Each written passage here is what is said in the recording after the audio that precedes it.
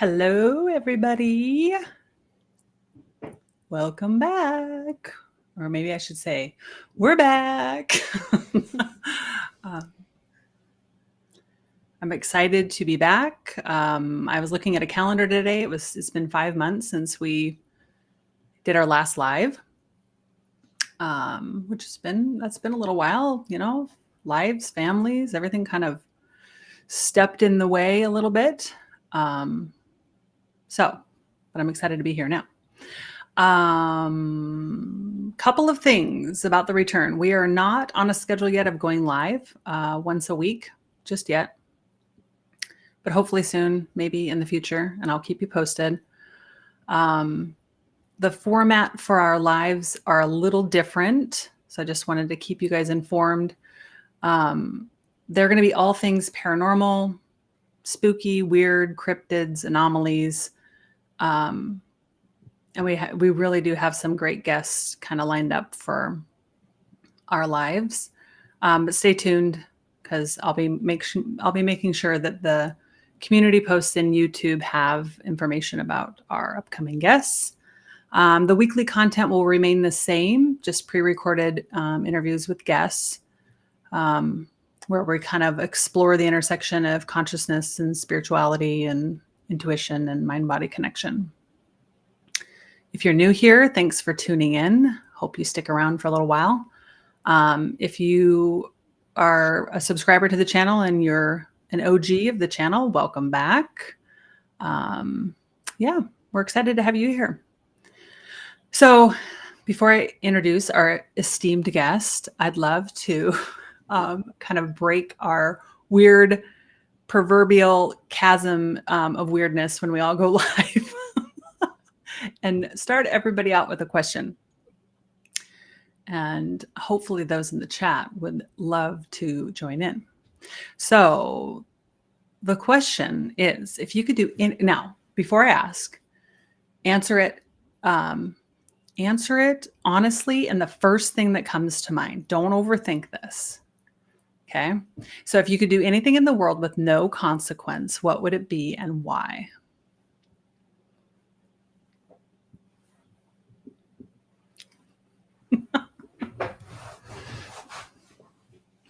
Don't think about it. How do you answer that without thinking about it? Just don't overthink it.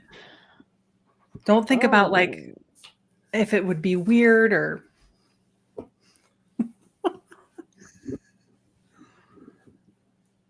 Okay, I'll go first.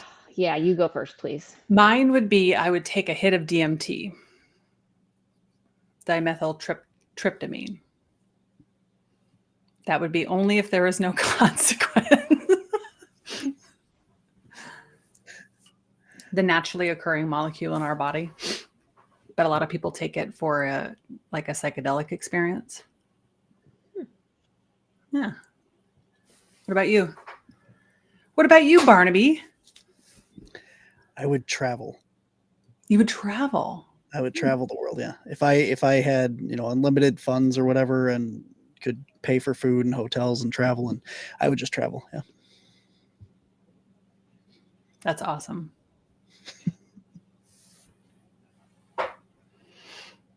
Oh gosh. I mean, I'm just drawing nothing but blanks here. Well, I want to say I would try to jump off a building because I feel like the fall could be really great, but without the consequence of the having to pull your ripcord or yeah. all the things that scare us, right? Right, exactly. I feel like the adrenaline and the endorphins that would hit from just the fall could be really awesome too. That's so true. Yeah. The people that I've asked this to, a lot of people say jumping out of an airplane. I think it's just like that thrill of something different. So, okay, I'd love to introduce to you guys our guest. This is Barnaby Jones, a cryptozoologist and paranormal researcher. He is the founder and lead investigator for Cryptids, Anomalies, and the Paranormal Society based in Wisconsin, also known as CAPS. Barnaby is also the host of Whispers from the Dark podcast and Monsters on the Edge on the Untold Radio Network. He has traveled in search of the unknown from haunted coal mines to battlefields and in Missouri, Michigan, Wisconsin, Tennessee, and more. The primary location for his research, though, is an 80-acre private lot of land called the Hayden Adventure in Menominee, Michigan. Did I say that right? Menominee. Menominee. All those people that are watching from there are going to say, wow, she doesn't know how to say that. Okay. Welcome. Thank you for joining us. Thank you very much. Thanks for having me. Glad to be here. Yeah. I would love to start with what in the heck is a cryptozoologist? Because when I first heard that, I thought, is this a degree? What is this? I have a diploma in cryptozoology. Oh, you do? I do, yeah. Oh, wow. Yeah. Cryptozoology is cryptid is from Latin meaning the hidden, or is Greek for hidden, and Latin zoology is the study of animals. So cryptozoology is the study of hidden animals. So basically, it ranges from anything from what you would have considered a cryptid would have been like the lowland gorillas, the okapis, platypus, Komodo dragon, things like that were thought to exist, and they were told by the natives and the tribes and stuff of these areas, and modern science took forever to find them. I mean, you're looking at the 1930s, 1920s for a lot of these creatures actually being discovered by modern science. So cryptozoology basically is zoology. It's just put a fancy spin on it when you're talking about creatures that could possibly be legends and lore, as opposed to things that are flesh and blood that we know exist. But back in the day, if the title of cryptozoology and a cryptid was available, you would have said the same thing about those animals like the platypus and the Komodo dragon and so forth. It also applies to things that were in existence and have been gone extinct or thought to be extinct, things like the thylacine or Tasmanian tiger. These animals were hunted to extinction in Australia, but there are still modern day sightings of them on trail cameras and people's properties and stuff. So it's thought that they do still exist. And then you have the poster child for cryptozoology, which is the coelacanth. It is a giant blue fish that was went extinct long time ago. And a museum curator in Africa at a fish market found one at the fish market and said, where did you find this? And come to find out, there's actually several different species of coelacanth that are still alive off the coast of Africa to this day. So then that brings you to all the animals that are, classified as cryptids now, like Bigfoot, lake monsters, Mothman, the Dogman, all these different kind of creatures. So that's what was the name of the fish again? Coelacanth. Coelacanth. Huh. Mm-hmm. That is fascinating. Cryptid. So where's the word cryptid come from? Hidden. Oh, that's the word hidden. Okay. Correct. Yeah. Okay. I guess that makes sense. These are all hidden from our site. Has Bigfoot only recently been added to that? No. The cryptid. No, I would think that cryptozoology is more of a modern term, like I would say like 80s, 90s, maybe 70s. Would have been where this first started. But Bigfoot, as far as that has been around, back to the, all the tribes and, going back over to Tibet and stuff, even farther than that we've had these stories and tales of these creatures. So, So is your favorite, I guess I should say, you do a lot of work with Bigfoot. I do. Sasquatch. Is that your primary research that you do with cryptids is with Sasquatch? For the most part up here, yeah. In Wisconsin, we do have several different cryptids that are, supposedly in our state. The primary one, which you wouldn't expect, is Bigfoot. A lot of people think of Bigfoot from the Pacific Northwest, Oregon, Washington, California, over in that area. But Bigfoot has actually been sighted and reported in all the 49 states aside from Hawaii. And the reason it hasn't been spotted in Hawaii is Hawaii was never a connected landmass. It's a volcanic island system, so that's why you don't have any reports from there, because there's never been a land bridge or any kind of connected. But you have reports of Bigfoot all the way from Africa to Europe, Asia, Australia, all over the world. But we also have the Dogman in Wisconsin, or the Beast of Bray Road, which is this large canine werewolf type creature that has been seen going back to the early 90s and a little bit beyond that down in Elkhorn, Wisconsin. And we've done some research into that, but we haven't gotten anything as much information or evidence, I guess, on that topic.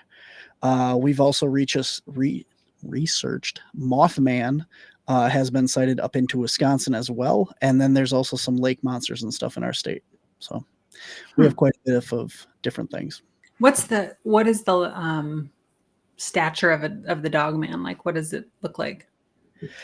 Basically like a werewolf creature. So any kind of, you're looking at your typical werewolf with the bent backwards legs, long snout, long ears. Pretty much there's 3 different types of Dogman creatures. The werewolf type looking one is the most prominent one that's seen in Michigan and Wisconsin and stuff. But you also have another type that looks like a hyena. It has a more hunched back and more pushed forward head. And some of these are reported with tails. Some of them are not reported with tails or not seen. It's pretty much that they don't have tails most of the sightings. The other one is the Anubis type creature, which is, for anybody not familiar, it's the Egyptian god of the underworld, Anubis. It looks like, not sure what kind of dog you would call that, but long protruding black face and then just straight up spike ears. And those creatures have more of a humanoid body. So they stand like a human. They have the straight legs, and those have been seen, but not necessarily out in the wild, like outside. We've had reports of people seeing these like in their bedrooms and different areas like that. So they're kind of more of a weird. Yes. Seeing them in their bedrooms? Correct. Yes. Yeah. There's been some sightings of people wake up and they see these things standing at the foot of their bed. So okay. Would you consider that more of a like an paranormal situation? Yeah, like an apparition, Correct. paranormal situation than a cryptid. Okay. Yeah. Mm-hmm. Oh, very okay. creepy. That's what I'm like multidimensional. Like when you're thinking about crossing through these different dimensions. That's when you say showing up in the bedroom, I'm thinking, okay, I've seen things in my bedroom too. The Dogman bridges a lot of weird areas. We've had different reports come in, not specifically me, but in Wisconsin here. There was a lady by the name of Linda Godfrey, and she has passed last year, but she literally coined the term the Beast of Bray Road. She started research back in the 90s. She wrote all these books about it and she got all these reports. And there's even reports of these things being like 2-dimensional or flat.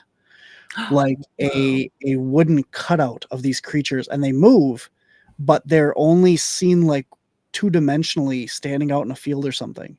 And they're very weird reports. But the weird thing is when we talk about like the werewolf reports and stuff, the majority of these reports, you do not have the changing. Like people don't see these things transform from a human into the dog or vice versa. It's always just this creature that exists. And sometimes it's on all fours. They chase cars. They've scratched cars out on Bray Road down in Elkhorn. Just very malevolent beings.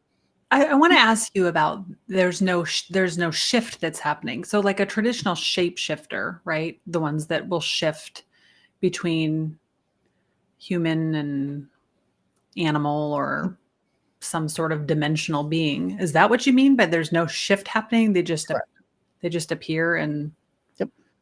So like when you talk about stuff like that, like the typical werewolf trope is you have a person that's bitten by a dog or something and now they have this it's called lycanthropy. It's human animal.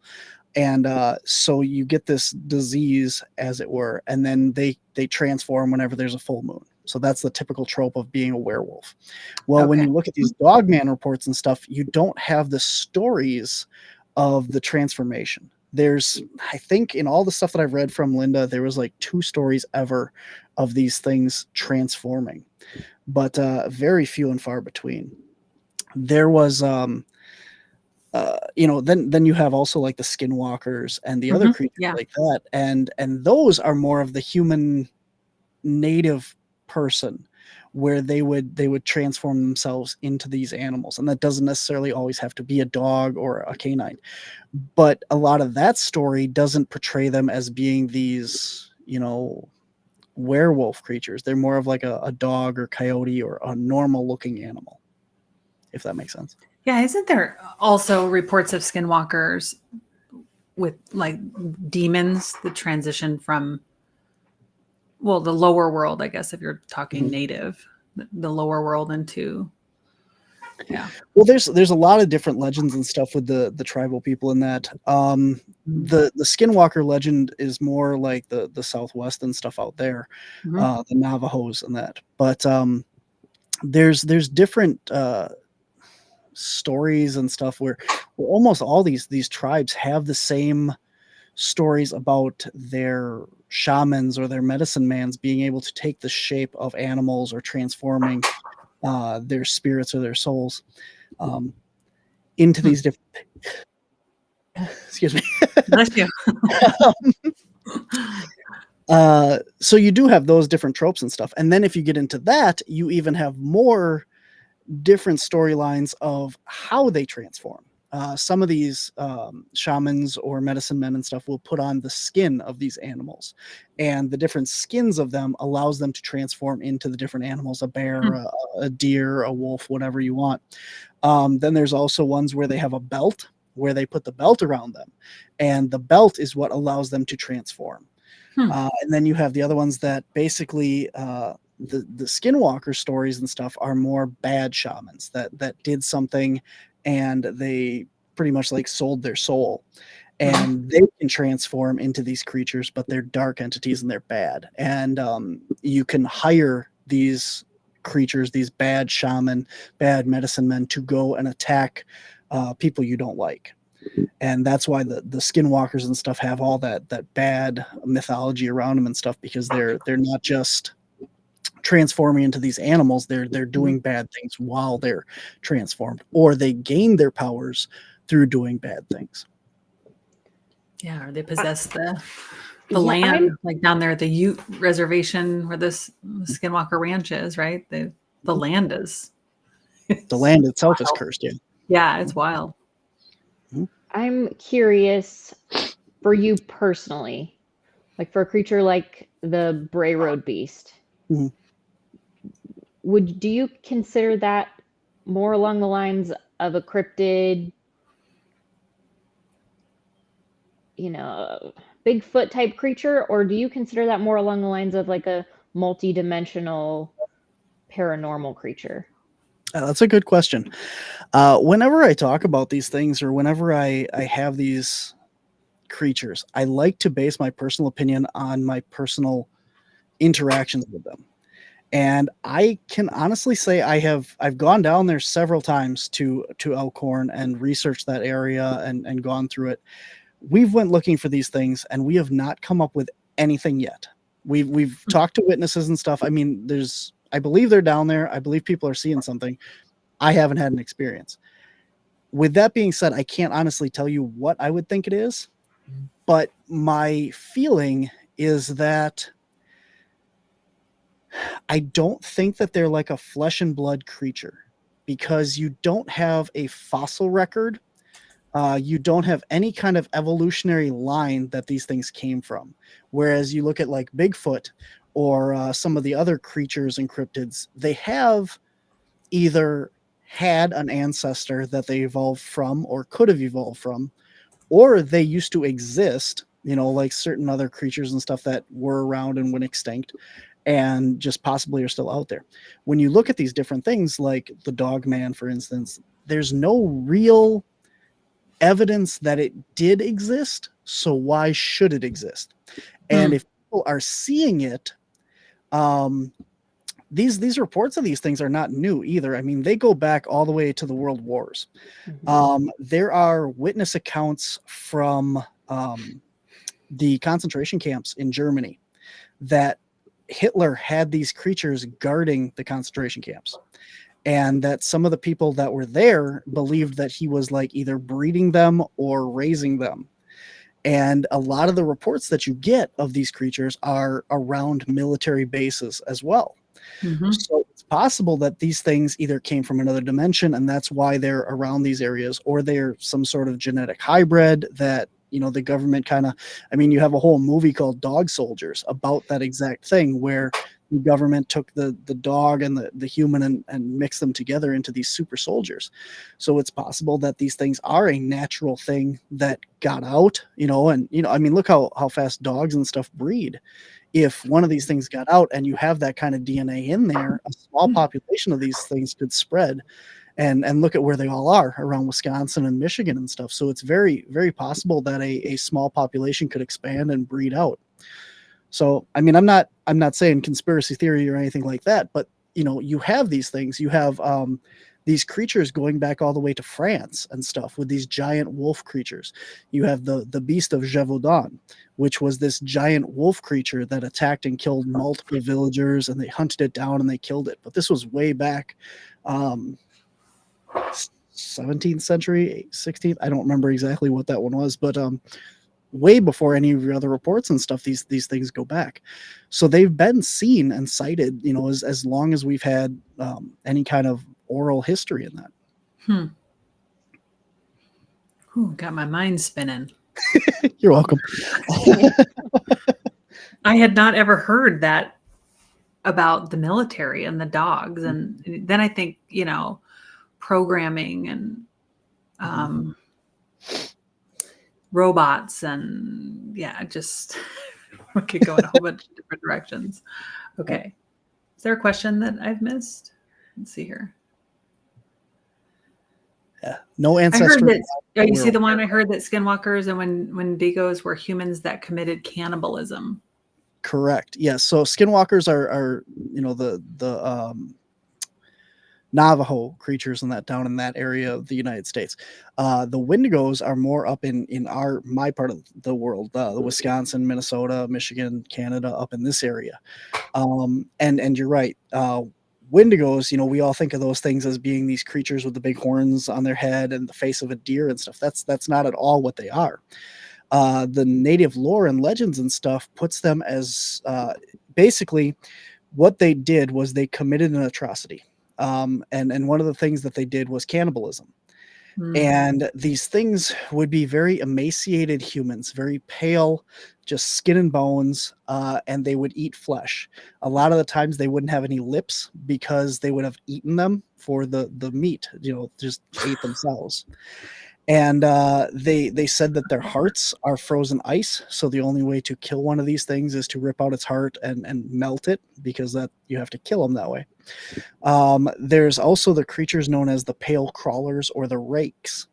And these are also very similar to the Wendigo creatures and much more of a more accurate perception of them. So.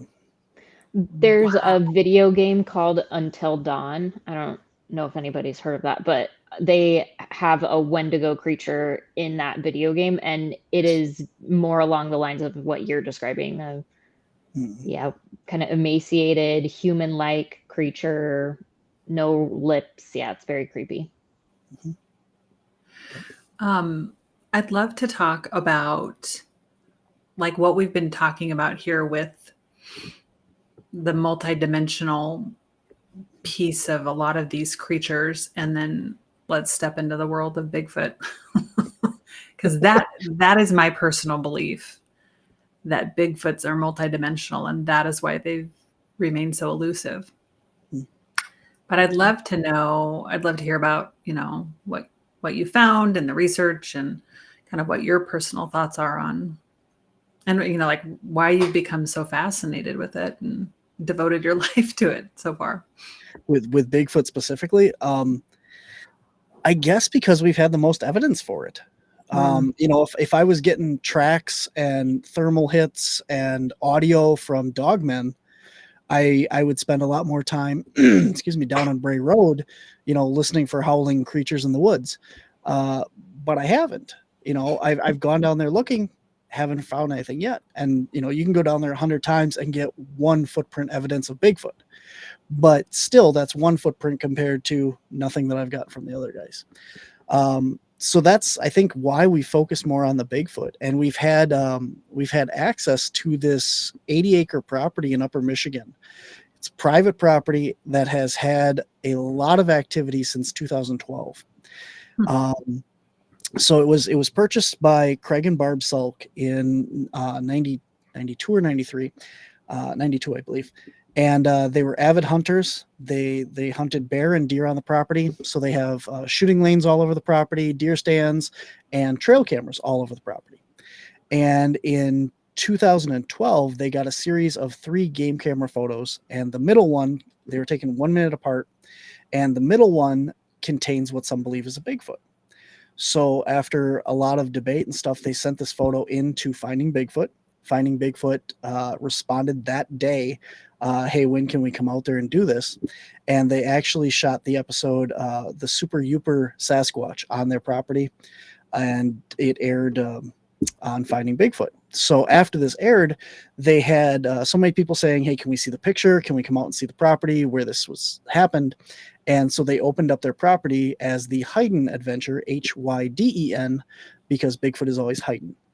And so that's where the name came from. And so they opened up their property for people to come out and see the evidence, see all the stuff that they've captured since the original trail camera. And in 2019, me and my mom first went up there and met with Craig and Barb, took the tour and stuff, and we got the chance to investigate in 2020. And we became really good friends with Craig and Barb. And we were up there almost every weekend in 2020 doing research, investigating stuff with my team. In October of 2020, Craig actually got diagnosed with thyroid cancer. And in April of 2021, he passed away. So we have then continued on his work on the property since then. And this is the book that I just released out is his original book that he self-published, his second book, and then the third part is everything that's happened since he passed away. So it's over 10 years of research on this property. And we've gotten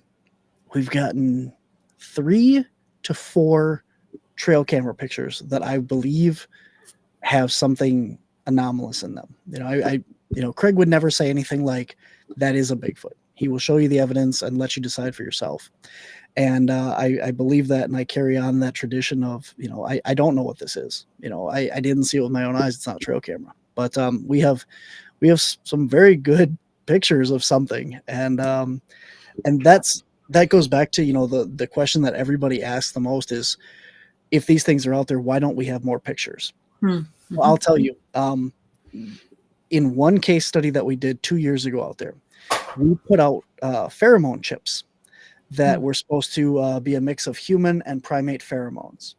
And they've been used. They used a similar spray on Expedition Bigfoot. They sprayed it over this entire area of the forest to try and attract these creatures. We used the chip version of this for our experiment. And we had an area that is circled. So we have a 2-track road around a part of their property. And we circled this entire area with trail cameras. So anything that came in and out of this area, we'd be able to track. We had over, I think, 107,000 pictures over the course of a few months. And not one of them was Bigfoot. So when my point of that is that if you're looking at the amount of pictures at any given time when Craig was alive and me and him were both running trail cameras up there, we had about 20 trail cameras, give or take, on that property at any time. And in all the years, we've got 3 pictures. Wow. So that's why you don't have a lot. And then a lot of the other times is people just don't want the ridicule. They don't want the people to, come out there and, Craig opened him up to a lot of this stuff by saying, I have this on my property. And he let the people come out and inspect the evidence for themselves. Yes, this is Menominee, Michigan. It is just outside of Menominee, Michigan. It is the Home Adventure. We have a yearly convention up there. It'll be June 1st this year, Marinette Menominee Bigfoot and Paranormal Convention. So it was started by Craig and Barb Salk, and we're still running it. This must be a popular place if people in the chat know what this is, right? Without you saying. Well, it was on Finding Bigfoot, so Yeah. it's definitely out there. And we've done a lot of work promoting it and trying to get, the word out of Craig. So, yeah. So go ahead. Yeah, go ahead. I was going to answer the other question that's there, Sure, but if yeah. you have another question, we'll go there. Yeah. If Bigfoot is real, why don't we have why aren't there bones? Is the question. Yeah. And I get that question a lot. Why aren't there more trail camera pictures? Why aren't there bones? So we actually put this to the test. And our last year's experiment, we specifically set out to accomplish 3 things. We wanted to, 1, get a picture of Bigfoot with a trail camera. Okay, obviously. Number 2, we wanted to attract any specific animal that we knew was on the property and get a picture of it. So if we knew there were porcupines on the property, we wanted to see a porcupine in a picture. So any animal, coyotes, bears, everything that we knew was on the property, it was our goal to get a picture of that animal. So we set up 4 different bait stations. And one of them was a cow carcass. And so that one was 2 parts. 1 was to see what would come and feed on it. And 2 was to see how long it would take for that entire carcass to disappear. And it was a diseased animal. It was put down humanely because it had to be. So that's why we got the carcass. We didn't go slaughtering any random cows or anything for this purpose of the experiment. But so it's possible that because it was a diseased animal and was going to die anyway, that nothing came and fed on it. So this was kind of one of the flaws of that experiment. But nothing came to feed on that carcass except bugs. Except and what? Bugs, maggots, flies, things of that nature. And within less, I want to say like 3 weeks, almost the entire carcass was gone. So this reminds me of some of the investigation they've done on Skinwalker Ranch when they've had the cattle. So it wasn't the cattle mutilation per se. It was just that they had a cattle that had some a cow that had some pre-existing condition that died, but then what'd you say? It was scared to death. The one in the East Field. Yeah. Yeah. You remember watching that, right? Oh. And then nothing. And then all of a sudden it was gone. So it reminds me a lot of that. Like, is there what you saw on the trail cam was bugs, but was there paranormal activity maybe that was? No, I don't know. Yeah. No. There's so much calcium and bone marrow and stuff in these bones. Raccoons, porcupines, deer all eat that. So any of these animals that stumble across a bone in the woods, they're going to eat it for the calcium that's in it. An average skeleton does not last more than a couple weeks out in the woods. So when you have these things, any meat on it is gone within a matter of days to a week or so by predation or just the bugs and the other smaller insects and stuff that come and get it. And then after that, any bones that are left are very quickly consumed or dragged off and scattered. Now, with being a higher animal, as far as like intelligence-wise and stuff like that, anything that is going to be left out in the woods or sick or injured is not going to find itself laying out in the open to be eaten and consumed in that way. It's going to go off, hide, and try and protect itself. It doesn't want to be eaten or attacked. So finding this animal skeleton and remains is going to be very hard to begin with if there's anything left of it. And then the other side of this is, when you look at bear skeletons, how often do you find a bear skeleton in the woods? And we know that they're out there. They're very few and far between. If Bigfoot or any of these other cryptids are out there and they have the size population that we believe they do, you're looking at maybe one Bigfoot in the state maybe passes away every year. Maybe. So the odds of you finding that one skeleton while out in the woods before something drags it off, carries it off, eats it, decomposes it are very slim. So So, how realistic are some of these Bigfoot shows?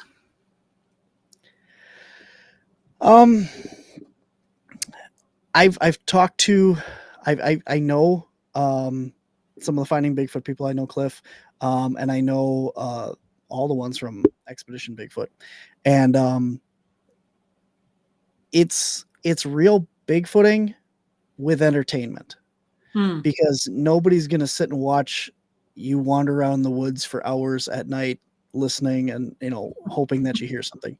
So what they do is they have to do things that are entertaining for the people that are watching at home to get it in. Cliff Barrickman is very adamant that they were Bigfooters on a TV show, and they worked very hard to get the production company after the first season. They fought tooth and nail with them to make that show about Bigfooting and not entertainment. So they did a lot of things like the grill outs or the rave in the woods and all these different things because it sold television. Hmm. And they had to do that because the television is paying them to go out there and make this show.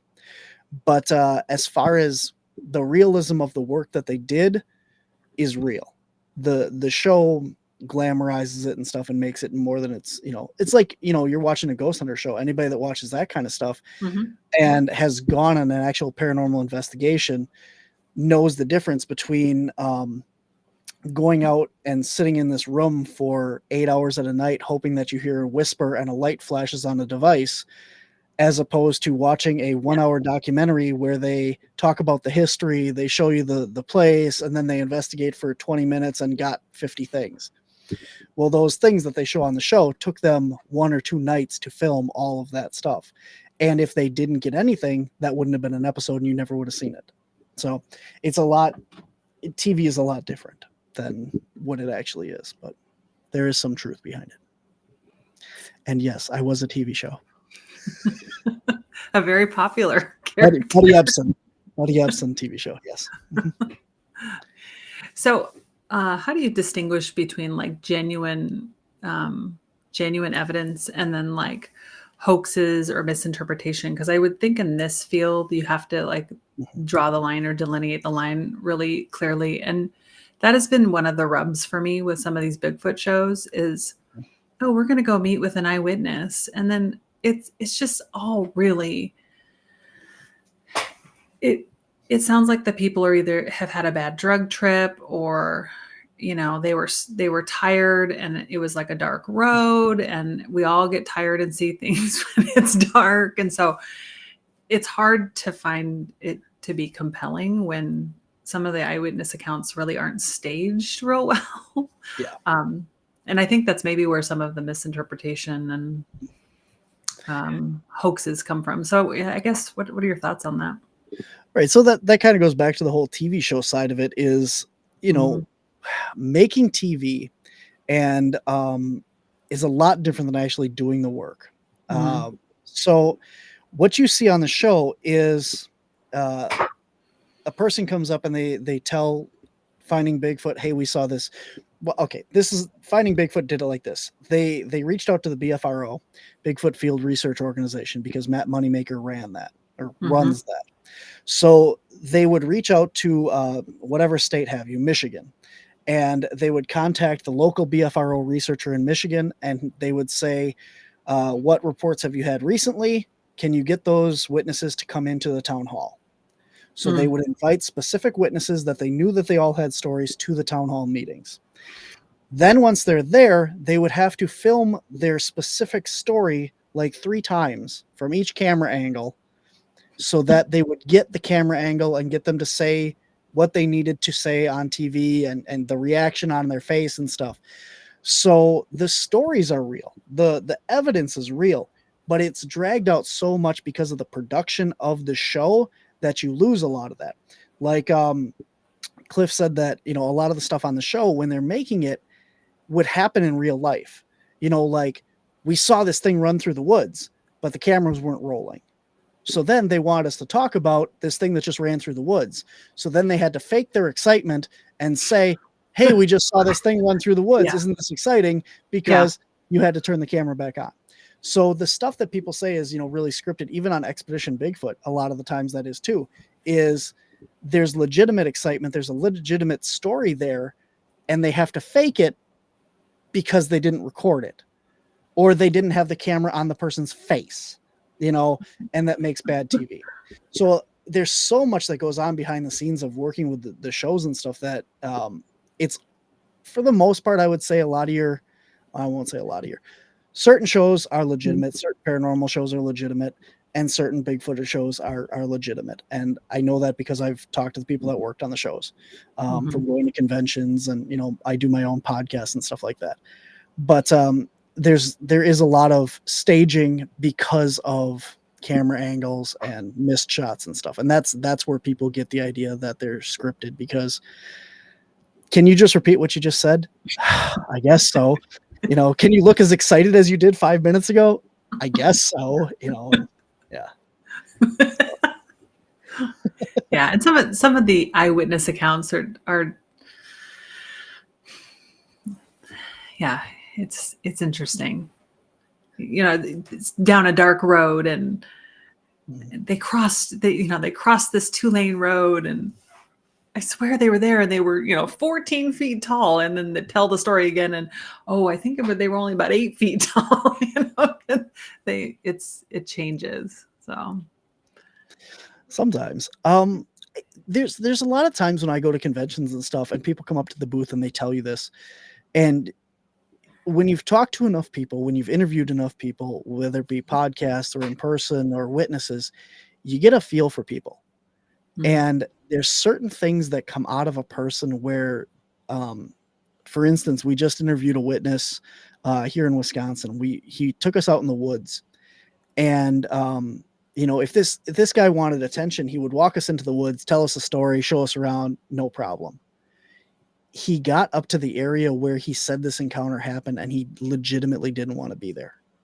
He started shaking. He started looking over his shoulders, like just PTSD kicked in. This is what is this guy isn't faking it.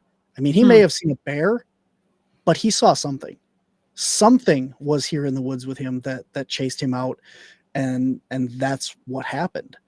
So the skeptic in me says this. There's a lot of people that are scared of the dark, right? I'm not a skeptic, I'm just plain devil's advocate. They're scared of the dark. They're in the woods for whatever reason, and they hear something. And so it sends that adrenaline rush, right? And then your mind starts to race, and it starts this whole thread of, well, what is it? And what could it be? And how do you decipher that he was actually, maybe he was just scared of something rustling in the bushes, right? The 800-pound squirrels, we call them. So a perfect example. Myself and one other investigator on our team were out hiking in an area that had recent activity of Bigfoot. And we started hearing like wood knocks off in the distance. And so we did a wood knock. It would knock back. So this is legitimate. Like, there's not many things out in the woods that are going to make this noise. We believe this is a Bigfoot. And then we hear something coming towards us, breaking branches, sticks snapping and stuff. And it's really hard to tell how big these things are, because there's so much leaf cover and stuff out there. And I don't jump to conclusions because I don't know what it is, but I'm going to find out. If this is a bear, I'm going to go find it, because then if it's a squirrel, you know what it is. But that's what you have to, well, I don't want to tell anybody to go chase bears, but that's what we do. We go and investigate until you find what it is so that you know. And so we're standing on this trail listening, and this thing is coming closer and closer. And then finally it breaks free, and you hear it come out onto the path. And it was a possum. So, and I mean, again, at no point. It sounded huge, right? Yeah. Well, I don't know. I mean, it's breaking sticks. It's coming towards us. Could be a deer, could be a squirrel, could be whatever. And here this thing comes out and breaks free of the branches, pops out. It's a little possum walking across the trail. But again, I didn't think that was a Bigfoot coming out. I didn't know what it was. I hear the other noises. I'm hearing these things, thinking they're in the area, Do I think it's right next to me? Maybe. I don't know. Mm-hmm. But then this possum comes out, and I think a lot of the times, like we said at the beginning, if you don't know what it is, Mm-hmm. It could be any of this stuff, because you're out there Bigfooting. Every branch snap, it's not a Bigfoot until you see that it is. You don't know what this thing is. So it's especially in the dark, because your mind starts playing tricks on you. It gets scared easier. During the day, it's a totally different thing. Yeah. But I mean, we have night vision, we have thermal imaging, and when you're out in the woods, even on the public hiking trails and stuff, 5 feet into the woods, it can get so thick that your thermal imager doesn't even penetrate it. There's just so much leaves, so many branches, so many trees.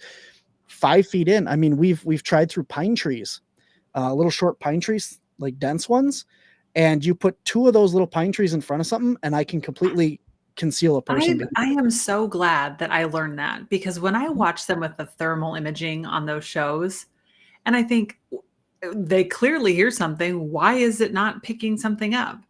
I guess I mean, trees are living, breathing things, so that makes sense, right? Yeah, and it's a lot of layers. Yes. Okay, that makes a lot of sense. And you do pick up, like let's say you had a person behind those 2 trees again. You do pick up their heat, but it's not enough of it to make that full picture. Thermal's great. Thermal, I mean, you can see things that are as far away as you can physically see. You can pick up on thermal. It does work. So if you have a clear shot, through a woods that's less thick, less dense, more open, if something moved in there, I mean, we've picked up mice running around in the woods. Wow. And stuff. It does work, but there is a limit to how dense and how far away and stuff that you can pick this stuff up. And when you're out in the middle of the summer and stuff, it's hard to pick up stuff too, because everything is also warm. So your trees retain heat, rocks retain a lot of heat, and you have to train, you have to use this equipment, you have to know how it works in order to distinguish, because even thermal will move. It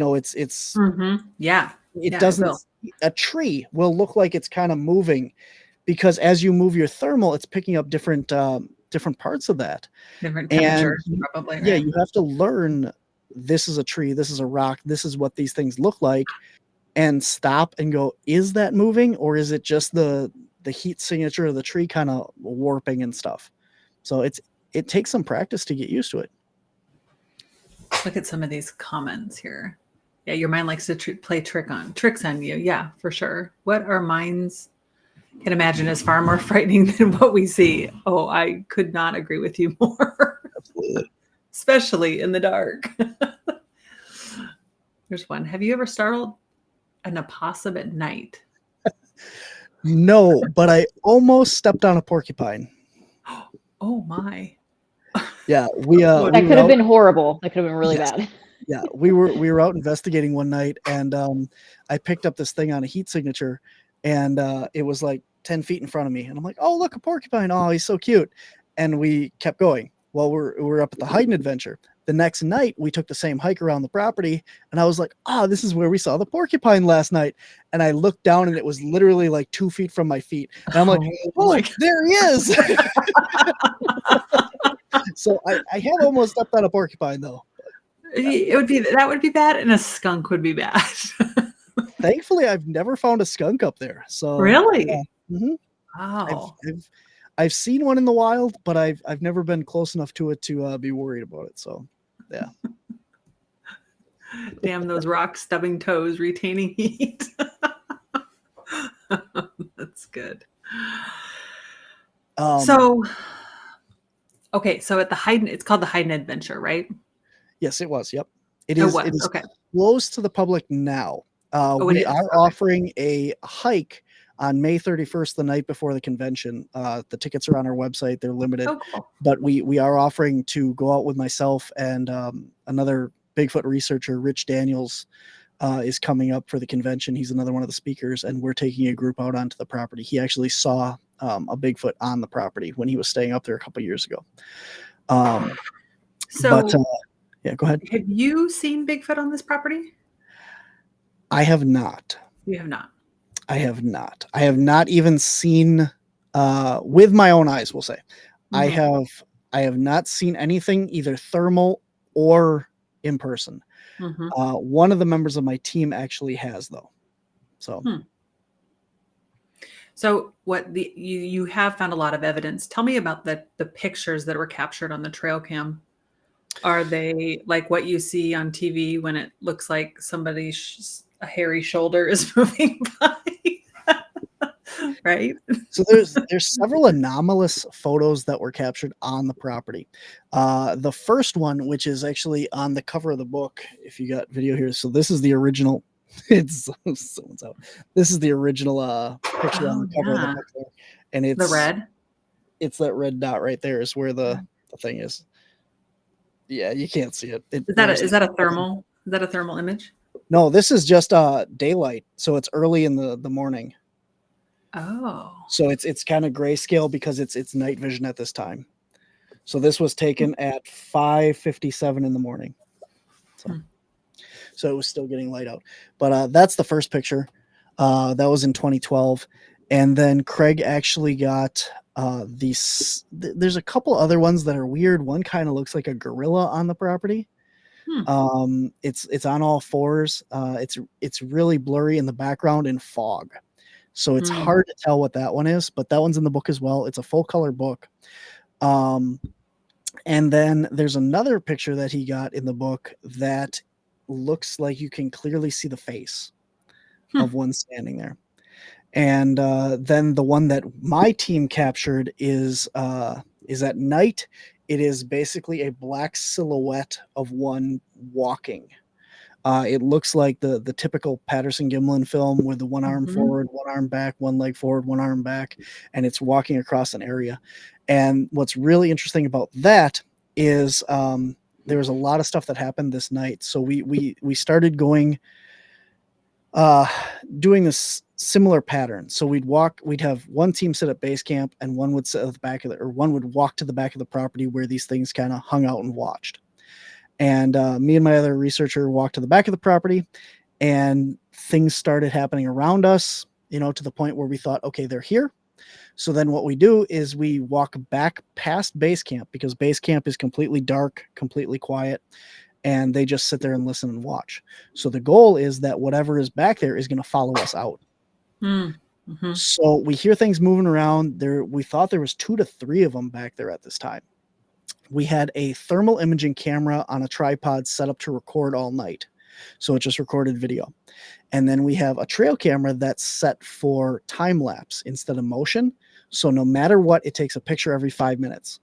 Because if something walks past and it's not in range of that camera, it's never going to take its picture. But if something walks past and you just happen to snap a picture, you have just as good a chance of getting something within these thousands of pictures. So we had this, and as we came out from back there, base camp has something run through the woods next to them, like following us back out to we walked from the back of the property out to the middle of the property and then out to the front of the main road out front, so about a mile away. And I just got full chills, full body chills. So when we just got past base camp, something ran and followed us through the woods on the side.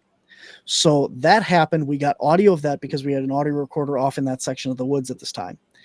And so then when we reviewed the footage, right after we had left back there, it's about 20 or 30 minutes later, I think, this creature crawls through the frame. We went back and recreated it. We thought maybe it was a raccoon or something, but it didn't move like that. It has like an oscillating motion like this, kind of like an otter. And we're like, that is a big creature. And so was it on fours or was it bipedal? This way. It was on the ground. So like a big raccoon or something, right? But so we set up the trail camera, or the thermal imager back in the same location that it was. Craig was still with us at this time. He was 6'3", 300 pounds.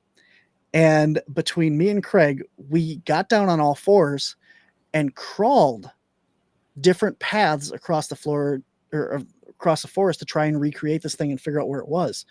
We figured out that whatever this was about the size of me or Craig. So it was big. Gosh. Now, here's the thing about the oscillating, undulating motion is that if we did an army crawl, so like kind of on our bellies, one arm in front of the other, as we brought our legs up, your butt goes up in the air. So what we think we have is a video of one of these creatures trying to get underneath the camera and avoid being caught on camera. Then it stood up off camera and came out towards base camp, at which point one still photo of it is taken in profile as it walked past, or vice versa. Whichever this happens to be, it's within 5 minutes of each other between the thermal image, the thermal video that we got, and the still trail camera picture. So if you got one trail camera picture, or you got the thermal, or you got the audio or something, that's one thing. But to have all these different things all happen at the same time, it all kind of spools together, and it's a lot more convincing that we actually had this. This is a Bigfoot creature on these. So is it a profile picture on the trail cam? On the side. Okay. You have a full, is it grainy? It is solid black, pretty much. So, does your mind have to figure out like what you're looking at, or is it clear? Like if I looked at it without knowing, would I be able to tell that's a Bigfoot? If you know, like the typical Patterson Gimlin film where she's like walking like face forward or face to the side, and she's got one arm back, one arm forward, one leg back, one leg forward. That's the way the body is. You can see arm, leg. The head you can see, but you can't tell if it's looking straight to the side, to the right, to the left. It's just a side profile, like a black shadow of this thing. But the thing is it's really hard to see in the picture. But we have thousands of pictures. So when you're scrolling through, because every 5 minutes it's taking a picture, and when you tap through these pictures, it stands out. Like it is clear as day that there is something in this picture that isn't in the rest of them. So then we took Craig and we put him back in the same spot. And if you stand him in that same position, it's almost the same size and shape as him. Wow. So it is probably about 6 foot to 6'6" tall, and about that size. So and we know that it's not Craig because Craig is at base camp. Is that a juvenile? It is probably a female. A female. Okay. Is there some place that people can go to see these images? That would be on our YouTube channel, and I believe that the episode is called "That's a Hot One." Was the thermal image, and that one you can see the thermal video. It's we do a spin-off series called Finding Haydn, and it's little half-hour episodes of all the different things that we've done on the property. And I believe that one is called "That's a Hot One." And then there's also the thermal image is broken apart from the trail camera image. The trail camera image you can see on the episode where it all started. We analyzed the original picture, the original trail camera picture. And we have this huge 2x6 that's 8 feet tall, 6 inches wide, and we painted it like a big tape measure. So we take that out in the field with us, and we can line it up with the original pictures and recreate them to see how big these things are. So we figured out that the original Haydn creature that was in the picture was roughly between 6 and 6'6" as well. And then this new one we compare, and we use the same methodology and science to figure out how big the new trail camera picture is. And that one's about the same size. And they were taken 8 years apart. So if it's the same creature, being that the same height, it is probably a female. Okay, cool. I was going to try to find the link to it and pop it in the chat. Yeah, I can do that, Karen.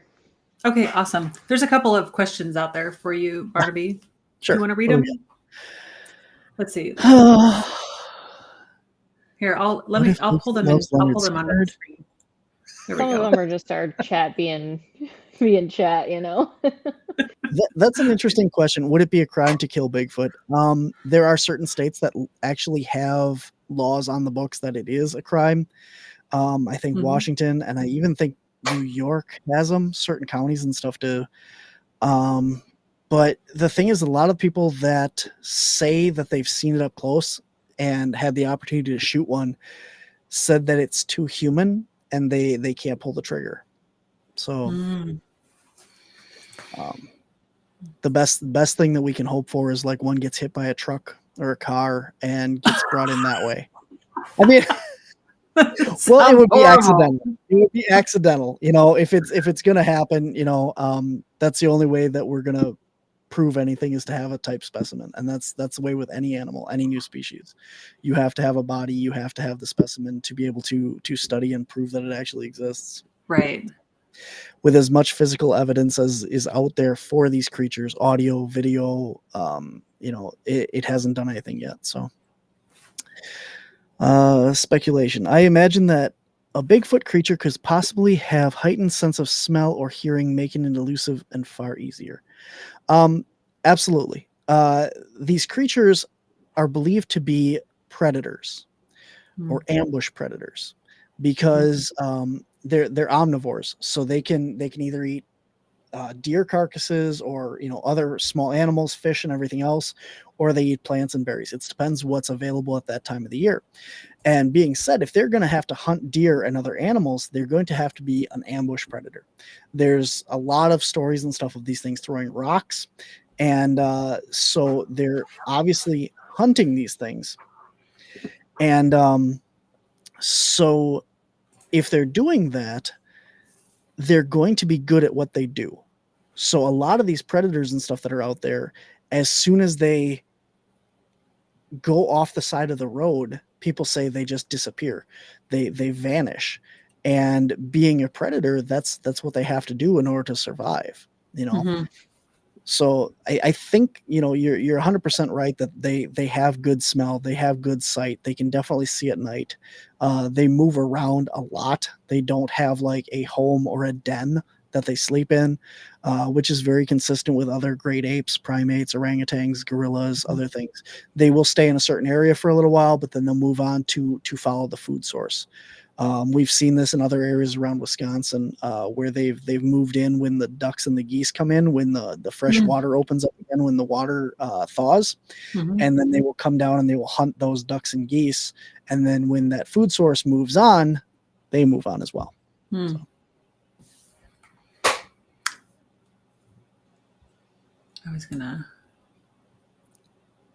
Is there a freshwater source on the 80 acres? Not on it, but next door. There's a small stream nearby, and then there is the was it Menominee River, Fox River? I can't remember what. There's a river that runs right next to Menominee there that separates Wisconsin from Upper Michigan, and that is within like a couple miles from Hayden. And the neighbor's property actually has 3 big retaining ponds that are actually stocked with fish and stuff. So he has a lot of water over there as well. So there's definitely water in the area of the property. Now, we don't think that these creatures are living on the property there, but they are passing through. So they do spend time on the property, but I've never found any sign to say that they're sleeping or staying or anything there. So. Do you get most of your activity during the winter months or spring or summer? It's pretty much year round. The only problem is Upper Michigan in the winter is a lot of snow and very cold, and it is physically impossible to drive back onto the property, the 80 acres. We have, in the past, I have tried to hike back in there on foot, and in the beginning of the year you can, and at the end of the year you can, but when there's a lot of snow, it's 2 feet deep back there. And I've gotten about halfway back on the property and been physically exhausted that I couldn't do the rest without, you know, taking a break, and it's cold and stuff. I've sent the drone back there, and we've kind of looked. The best we can do is look for footprints in the snow. And obviously at any time, you know, when a footprint is made in the snow, it's going to melt and expand and stuff, but it's still going to be there. So maybe these are rabbits moving across the property and leaving those footprints and stuff as they move, but we're still going to see that kind of evidence. We had back in I think it was 2021, a series of tracks across the property that were as if the creature was walking sideways. Hmm. So instead of stepping with your toe, Mhm. Heel like toe, your heel toe. You're toe, going, heel toe, right? You're Yeah. stepping to the side, to the side, to the side, to the side, and it looks like footprints, staggered like that, but they're elongated the long way instead of, or the wide way instead of the Hmm. long way. And if that was a rabbit or a bear even or something, they do not match this. They were bigger than my boot, melted out, and they went across the entire width of the one part of the property. So I have no idea. Really? Wow. They were very interesting tracks. So Huh. Do you take they're in the book. casts of those tracks? Obviously not the ones in the snow. Not the Well, ones in maybe the you do. snow. We actually have, I think it's behind there. We have a print of one of the one from the Hidden Adventure. Sorry. We have a cast from the Hidden Adventure, yeah. Mhm. Is it easier to, obviously it's probably pretty easy to see in the snow, but I'm thinking you probably know what to look for as a researcher. It's the middle of spring and you're moving Yeah. through the forest. What kind of things do you look for when you're looking to find prints? Because that's often what you see, like, oh, here's a hair sample or here's the print. It just looks like mowed down trees to me. It's hard. It is very Mhm. hard to find prints. When you do find one, it's easier to find the other ones. Hmm. The problem is people look in a very small area. Hmm. So you got to think these things are, 6 to 8 feet tall, and their stride is a lot longer than ours. So Mhm. if you have one footprint in front of you, you're looking directly in front of it for the next footprint like a person, and Yeah. it's not going to be there. It's going to be 41 to 61 inches away, where the next step is going to be. And if they're walking sideways, you're looking in the wrong direction. Or on knuckles. Yeah. Oh, yeah. The other thing is these things do spend a lot of their time moving around on all fours. So a lot of people are looking for footprints, and what they should be looking is for the toe impressions of the hind legs or the feet, and Yeah. then the knuckles of the front hands as well. There's a lot of casts of knuckle prints out there in the database, and that, as well as handprints. We have a handprint from the Rhinelander, Wisconsin area. Hmm. And we were out there. We've got a lot of footprints, and we were out there casting these. There was 3 individuals moving through right on the edge of the Pelican River, and we were able to find and document ungodly amounts of tracks. Not all of them castable, but in that mix, I came across this really weird one, and it ends up being, after I cast it and pulled it, it looks like a hand that was pushed down in the bank of the river, like that they were either bending down to pick up something or just ducking down. So, and a lot of people miss that stuff because they're looking for the typical footprint. Yeah, that's interesting. I've always heard of just the footprint, not the on all fours. Mm-hmm. That's really fascinating. So what is your perception on what Bigfoot is? If I just take a sidestep to that question, I'd like to also ask, why do you think they're so elusive? Do you think that the government's involved? Number one. And because, like you said, if we don't have a body, then nobody's going to give it a lot of funding to do the research, right? We've got to be able to have this physical hard evidence. So then that makes me think of things like aliens and not having a hard evidence there, but then the government's involved there. So not to take us down this huge conspiracy wrap, but I'm curious because I do believe Bigfoot is multidimensional. So what's your thought on it? It very well could be. The thing is like I said, I like to base my personal opinions on the things that I've seen. Yeah. And I have seen a lot of weird stuff, but everything that I can do with Bigfoot would have to be flesh and blood. There's nothing that I have physically seen or experienced that does not point to just a flesh and blood relict hominid early humanoid species or another species of human that has evolved next to us.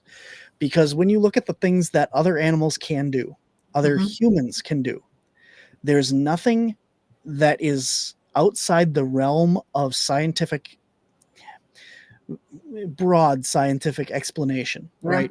So even the whole point of, when these things disappear, I have heard stories of them just vanishing into thin air, like not moving, just vanishing out. And I've also heard theories that these are ghosts. So if a human can leave a ghost, a Bigfoot can leave a ghost. So if you're seeing this thing, and there could be ghost Bigfoots as well. So you have that realm of possibility as well. And when you're talking about these things just walking off the trail 2 feet and gone, well, we've already talked about that as how they can camouflage right into their environment. If you walk into your house, you could hide behind things in your house, and an invader would take a couple minutes to find you. Because your way around your house a lot better than they do. And that's the same thing when you go out in the woods. You are a guest in the woods. Even if you hunt there your whole life, you don't live out there. And these things are living out there, eating, breathing every day. They know every crack of twig out there. They know every smell, and they're going to be able to hide from you and evade you. So that kind of takes away a lot of the majority of the paranormal stuff that you got with these things. But then you look at some of the other aspects, like the orbs of light that are seen with them. And I have seen a blue basketball-sized orb of light when I'm out, when I have been out Bigfooting. Now, does that mean that it's a Bigfoot that created the ball of light, or is this connected? I don't know. That goes back to your whole thing that we talked about earlier as well, is just because you're out in the woods looking for a Bigfoot and you find a squirrel, that squirrel isn't a Bigfoot. If I'm out in the woods and I see a ball of light, that doesn't mean it has anything to do with Bigfoot. It's just another phenomenon that I've come across in the woods. And a lot of the times people like to link that all together and say that they're connected. I had a guest on my show, and he said, if a UFO comes down and lands and you watch it land off in the forest, and all of a sudden this Bigfoot comes running towards you, did the Bigfoot get out of the UFO, or is he running from the UFO? Right. And you don't know that. So now you're assuming that this Bigfoot is from the UFO and he came that way. I don't know. So I don't think that they're anything supernatural and stuff. And even when you look at like the mind speak phenomenon, there are cases, and like when you're really close to like family members and stuff, and what they're thinking before they say something, or you have this premonition of a phone gonna ring and then it rings. You have these things that you can pinpoint to phenomenon in the human realm and the known universe. And so if we can do that, and we are so not in tune with ourselves, like spiritually and mentally, and everything that we do is so tied to a computer or a phone or something. Like how many, if you had to dial a phone number right now, how many of your friends' phone numbers do you know off the top of your head? I did. I knew a lot when I was a kid, but not anymore. And now you don't need to know any of it. You don't need to. So, it's all in your phone. You press a button and you talk to somebody. We are so tied to this technology and stuff. Now, when you take that away and you have these creatures that are out in the woods and they're surviving and thriving and stuff, who's to say that they aren't able to have those kind of capabilities and to telepathically speak or mentally project thoughts or something at somebody?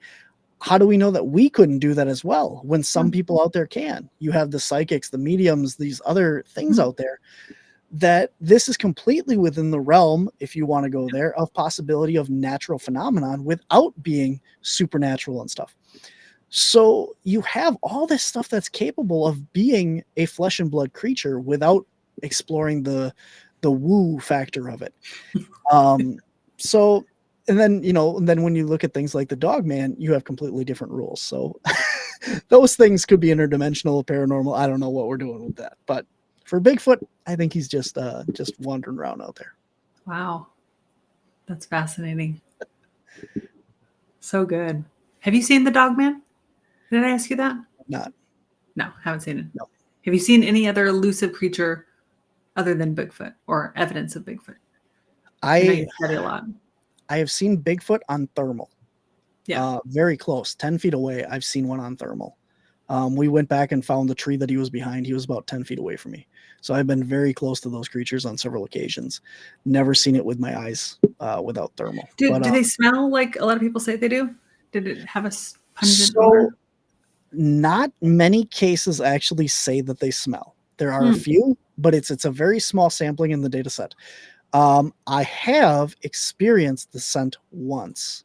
We were out doing a night hike in the mountain Wisconsin area, and we were walking down this road, and we smelled skunk, like a kind of rotting meat skunk smell.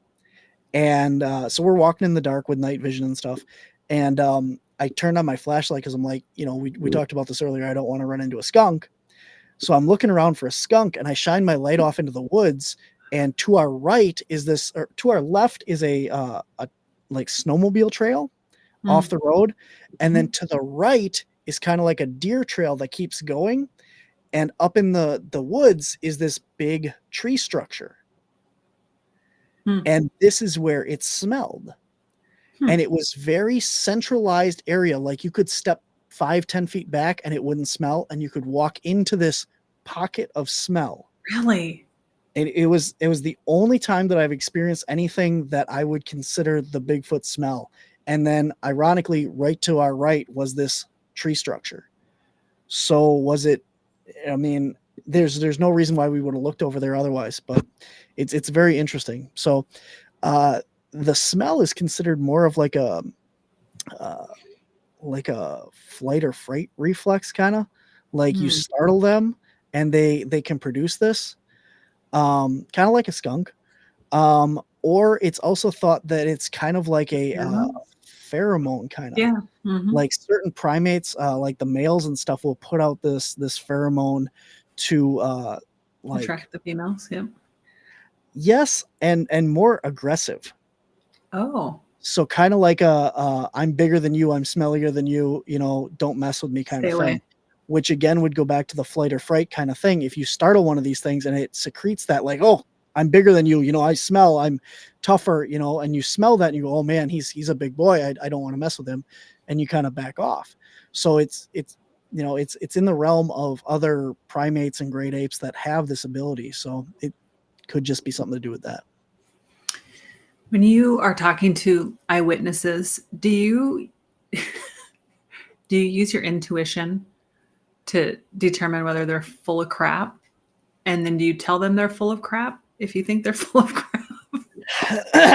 I'm curious, or do you just play along and let them tell you their story? I have had, I will say for the Bigfooting and cryptid stories, yeah, I haven't had too many full of crap stories. I have had, because typically when we go out in an area, if we just take a report, somebody, you can go to our website, remain anonymous, submit a report of anything paranormal or Bigfoot that you've seen, or if you need help anywhere in Wisconsin, we come out and we help with paranormal and stuff. It's all free, or any of these other creatures as well. So wisconsincaps.com. But if people put the time and effort into writing up a report, they either will not reach back out to you. Like, I said it, I'm done with it. That's all I wanted. I just wanted to get off my chest. Okay. And then anybody that does that much, I mean, it's pretty easy to tell if somebody's full of crap. They don't have the detail, they don't have the story. And a lot of the other times is a lot of our reports, a lot of our sightings come from the same areas. So as soon as they say, I had a Bigfoot report in this city, I have 10 other reports from that city. And I've had documented evidence that I've been there and seen and witnessed, so it's, yep, I know. I believe you, because, and even if you are full of crap, you're not putting a dot on my map anywhere out of the realm of where I already know. So you're just telling me you saw it again. So Barnaby, do you have an active map for Wisconsin caps where people can go look to see where the sightings are? We do. I don't have it completely up to date because, Yeah. you know, as we were saying, I have a lot of, I'm very busy. Yeah. But we do have a map of our research and stuff, which contains some of the BFRO reports, and they're color coded. You can find that. You go to our website and you click on Bigfoot in Wisconsin, or you go directly to bigfootinwisconsin.com or something like that. And it's a direct website or link to that page. But Do they have something like this in every state? So people that are listening that might be curious they about do. like where they live. Yeah. So um, the most collective, I guess, without going into each individual thing, is the Bigfoot Mapping Project. Hmm. And I think it's just bigfootmappingproject.com or .org. If you search Bigfoot Mapping Project on Google, you'll find it. But they have taken everyone else's databases and thrown them into theirs.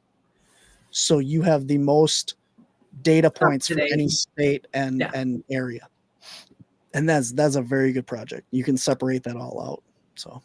So with CAPS, you also do a lot of paranormal investigations. I'd love to touch on that a little bit. So are you going to people's houses? Or are you going to like public places? What are you doing?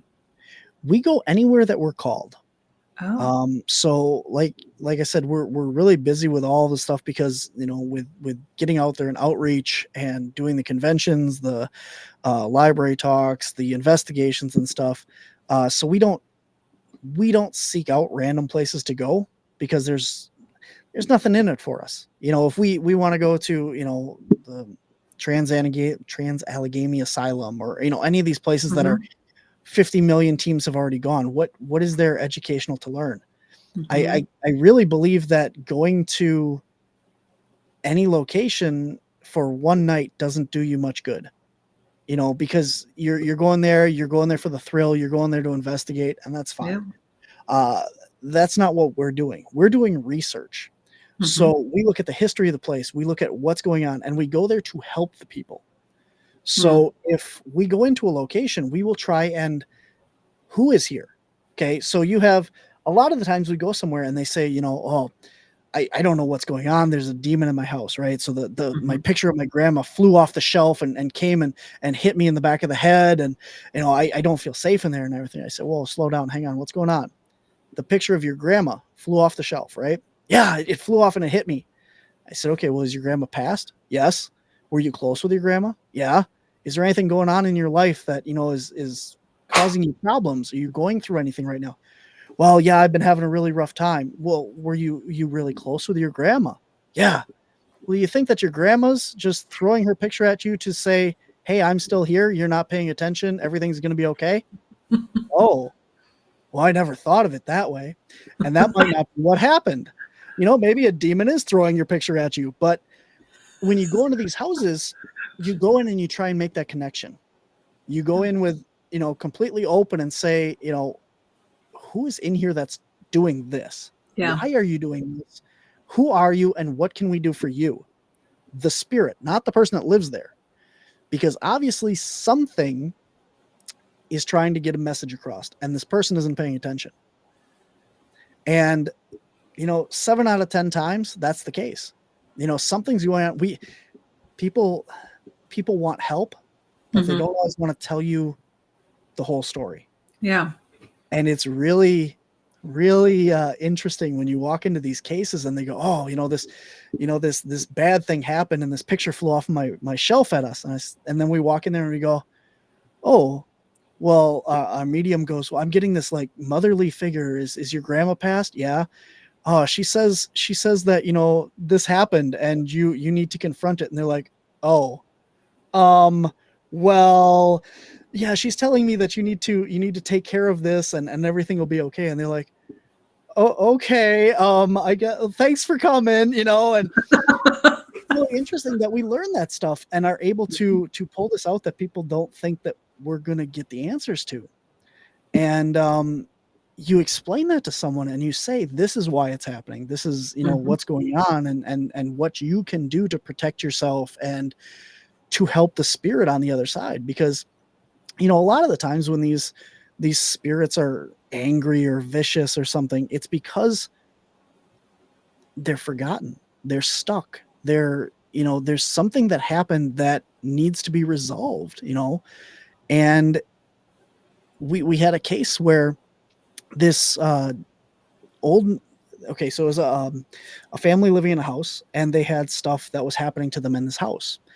And the guy that was living there with his girlfriend, he moved in with his girlfriend, but he owned another house in another city, right?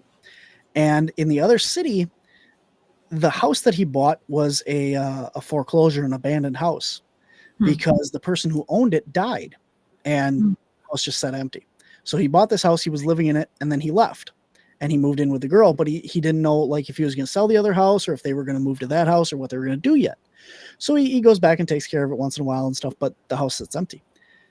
So the story is that the gentleman that used to own that house was basically a loner. He never left his house. He stayed in his house. He was like a hermit, just didn't talk to his neighbors or anything. And he passed away by himself alone in this house, and nobody found him for like weeks. And when they finally found him, they cleaned up the house and they put it up on sale, and then this gentleman bought it.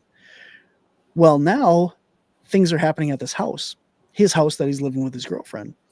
And we found out that this gentleman ghost, the hermit, had him move into his house.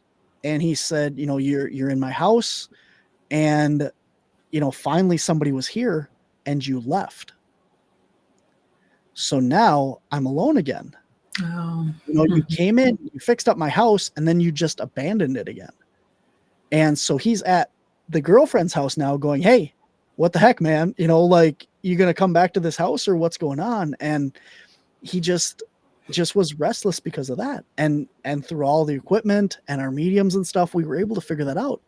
And, this is stuff that they knew, but they didn't tell us because it was a different house.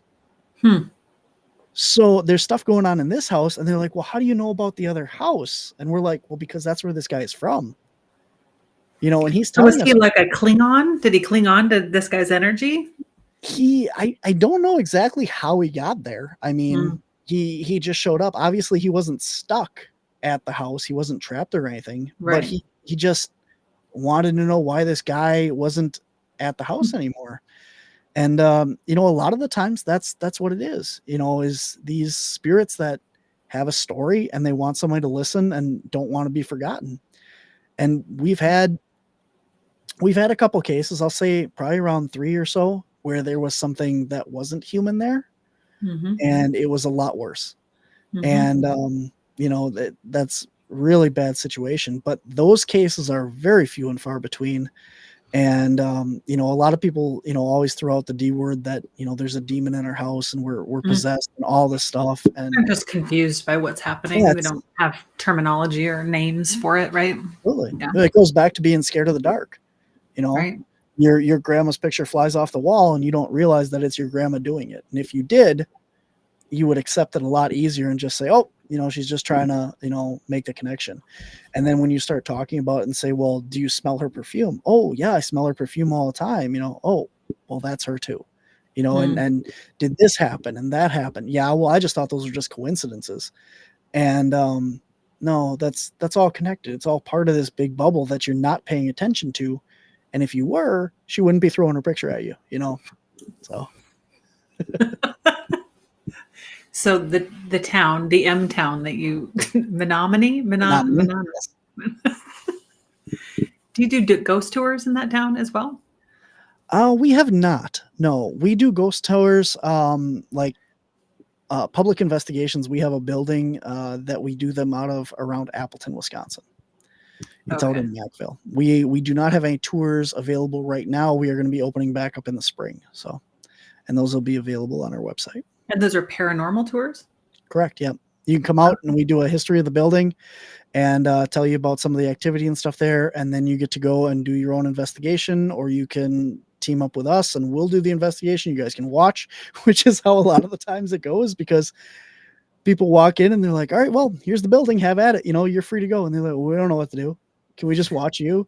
Like, okay, so we can do that too. Do you set them up with equipment? We do. Yeah. Yeah.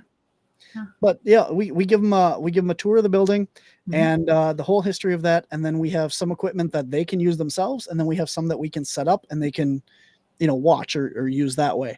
And then they have full reign of the building to go do whatever they want, or they can do it with us. They can do it on their own, or however they want to do it. So, Wow, that's pretty cool. We did a haunted hospital this past fall where we did a paranormal investigation, and it was a really interesting experience. There were several of us that did it. We had all the equipment, and we had 3 hours run of this 5-story hospital. It was pretty fun. it's a lot of Well, not for ground to cover. everybody. I don't think Kayla loved it. It was fine. It was fine. It's not for everybody. Okay. We've had people leave, like scared. Have and you? left. Yeah. Wow. And it wasn't even scary. Like the REM pod and stuff will go off, and like on cue, like, can you answer this question? Can you make the REM pod go off? And it'll go off, and they'll be like, nope, we're done, and just leave. And it's like, what did you come here for? You wanted the REM pod to go off. It went off. You left.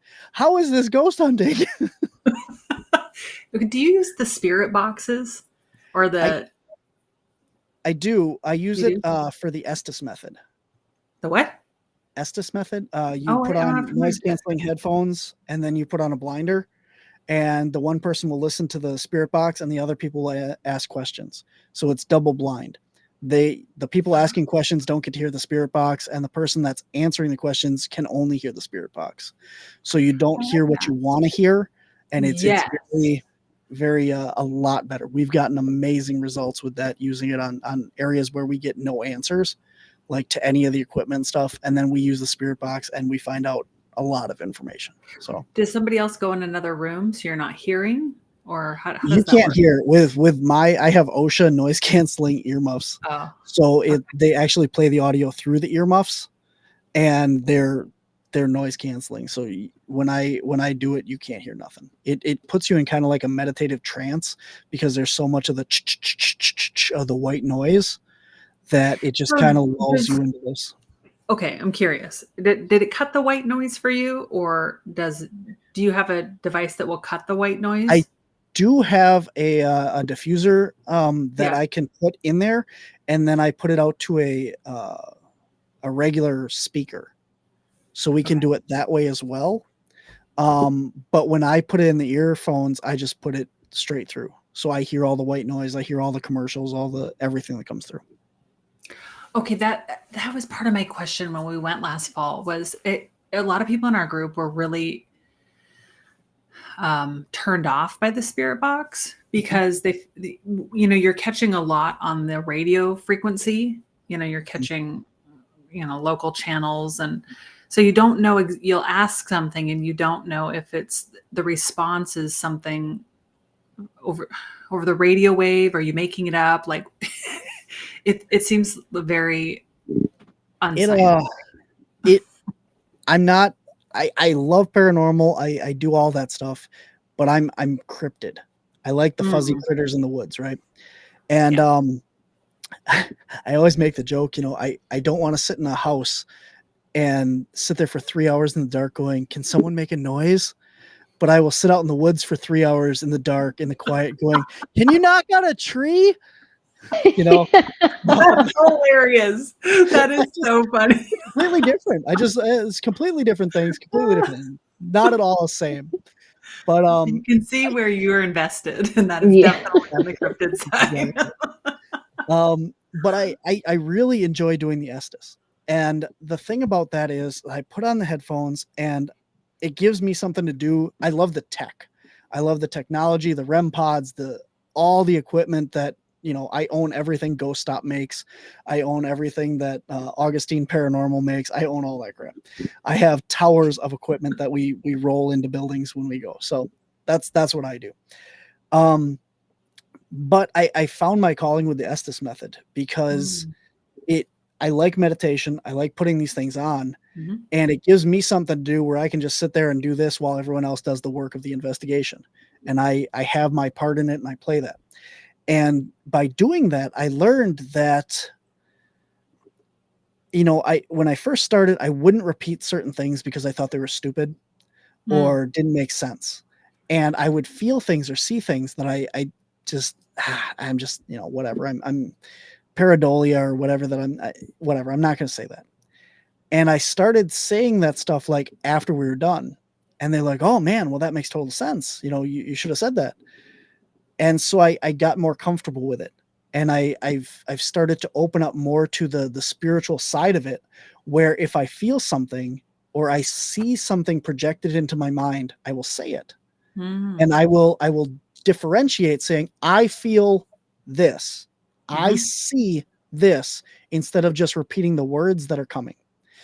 And then when you're listening to it, I think it's really interesting. We got a chance to talk to Chris Fleming, who's a psychic, TV psychic and stuff, and does a lot with Ireland and that. And he was at a convention and on our show, and he said that he believes that when you get into that meditative state of doing the Estes method, that you're not necessarily hearing things off the radio. You're literally picking up things that spirit is telling you. Yeah, you're in that different frequency. Yep. Right. And after that, it opened up this whole more thing to me where it's easier for me, I believe, to differentiate between what I need to say and what I'm hearing. Like, this is a commercial, but they want me to say it, and this is not like, this came through very clear, like, this wasn't part of the radio. This needs to be said. And you can, the more you do it and the more I've gotten comfortable with it and comfortable with myself doing it, the more I know what I need to say and feel and put out there, instead of just repeating what is coming through on the Estes. Yeah, that's really super fascinating, because that then allows you to trust your own, your what's coming through for you, rather than being influenced by what's happening within the party, right? I know when we went, it was just kind of a circus. Like, somebody had the spirit box, and then we'd move in, and then something would come up in the spirit box, and then it heavily influences like what you think is happening. Oh yeah. When it's maybe not, And so I thought a lot about that since we did that. It was, and the spirit box was really neat. It was the part that was like picking up the radio wave frequency. That like, well, I think I heard that. Finally, we just turned it off. Because it was just way too distracting. There's different ways you can do it too. I mean, there's different devices. There's the Frank's box, which was the original spirit box and stuff, made by Frank. I don't know his last name, but he invented that thing pretty much, and he would put crystals in there as part of the antenna system, so it would pick up that extra energy in that. So there's different ways that you can build these spirit boxes and stuff to try and tune into that. You can also get Faraday bags, which is basically cuts off all electronic signals. So your radio frequencies won't even connect to the radio. So now anything that's coming through on that radio is purely spiritual, purely something that was put there in the liminal space into you, which does take away from it, because there's double-sided, because if they're not able to manipulate the radio sounds to speak, they might not be able to communicate. So, and a lot of people use Faraday cages to block their connection to the spirit world. So it's like, it's interesting. So yeah, that's a whole world out there. I've done a lot of research into a lot of different things, and when that's the whole thing about CAPS. It's Cryptids, Anomalies, Paranormal Society. We take everything and we throw it at everything. When we go on a ghost investigation, who's to say Bigfoot isn't going to walk out of their kitchen? We go in there. You might find Bigfoot. Exactly. You go out into the woods, you're going to have a conversation with a ghost or a fairy or an elf or what have you out in the woods. And that's just what's going to happen. So you never go out there to look for anything. You go out there to experience it and just be out there. Cliff Barrickman, Finding Bigfoot, says it all the time. If you go out into the woods to look for Bigfoot, you're going to have a bad day. You go out into the woods to spend time with your friends and go camping and enjoy the woods. You're going to enjoy every time that you go out there. So That's awesome. Yeah. That's a good place to wrap up. Kayla, do you have any other questions? I don't. This has been, I mean, a delightful conversation to just Yeah. kind of get your input and feedback on Bigfoot, especially. So cool. Yeah, it's been really nice to chat with you about this. You're so knowledgeable about all of these different areas, and I love to hear about your firsthand experience, and you're just a heck of a nice guy. Thank you. I appreciate it. Any other comments in the chat? Anybody want to throw something in last minute before we wrap up? What about Mothman? Yeah, maybe Well, we'll that'll have to be for another episode. Yeah, right? we'll do that on another episode. If you want to come back, Barnaby. Oh, I'd love to. I'd love to. Okay, Anytime. awesome. Cool.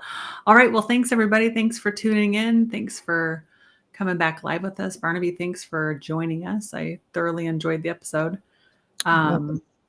I will post in community when we will have our next episode. We're probably looking at about 3 weeks out. And so I'll let you know when and where and who. So thanks again for joining us tonight.